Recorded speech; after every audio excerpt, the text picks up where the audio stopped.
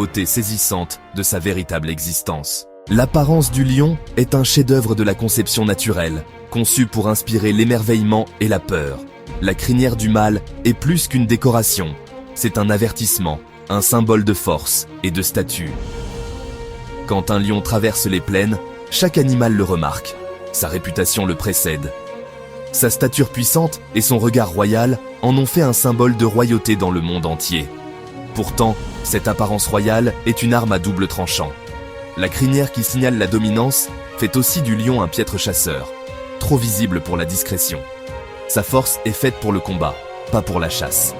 La couronne du lion est belle, mais elle vient avec une dépendance, un secret connu de chaque membre de la troupe. L'image du roi cache une faiblesse fondamentale. La couronne est lourde, et le prix de la porter est élevé. Devenir roi n'est pas une succession pacifique, c'est une compétition violente et mortelle. Un lion mâle doit se battre pour le trône, souvent jusqu'à la mort. La victoire apporte un acte brutal. Le nouveau roi tue les lionceaux de son prédécesseur, assurant que seule sa lignée survit. Cet infanticide est la logique dure de la nature, pas la noblesse. Le règne du lion commence par la violence, pas la protection. Son règne est temporaire, toujours menacé par des rivaux plus jeunes. Il doit constamment défendre son territoire, toujours prêt au combat. Le pouvoir est détenu par la force, pas par la sagesse. La vie du roi est une vigilance et un stress constant. La couronne est gagnée et perdue dans le sang.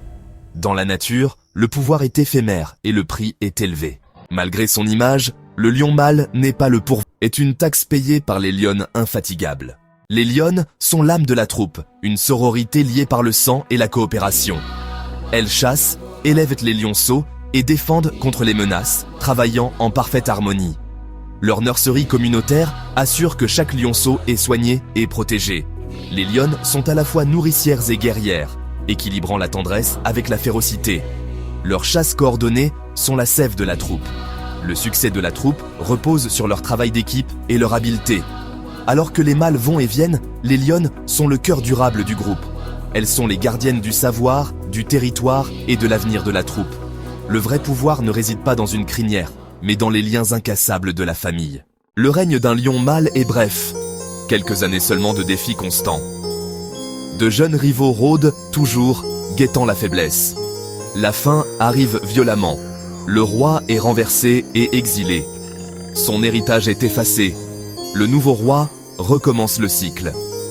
Exilé, le vieux roi fait face à une existence solitaire et rude, cherchant sa survie. Le rugissement autrefois puissant devient un cri de désespoir. Le destin du roi n'est pas de vieillir dans la gloire, mais de s'effacer dans la solitude. Son voyage est un arc tragique du pouvoir à la vulnérabilité. Dans la nature, aucun règne n'est permanent. Même les souverains les plus puissants succombent au cycle implacable de la nature. Le mythe du roi lion est réconfortant un souverain sage dans un royaume harmonieux. Mais la réalité est plus dure, le règne du lion est gagné par la violence, non par la sagesse. Il dépend des lionnes pour sa survie et fait face à un règne court et stressant.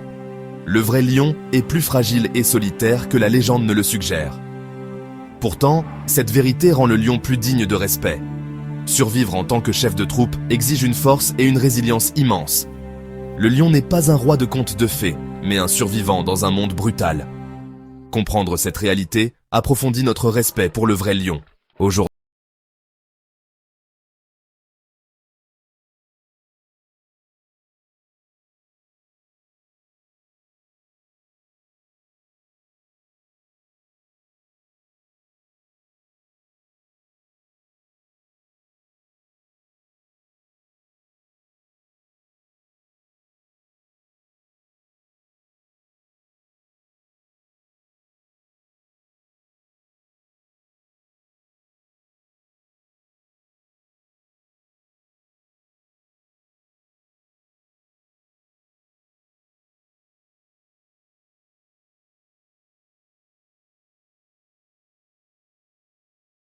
actions maintenant.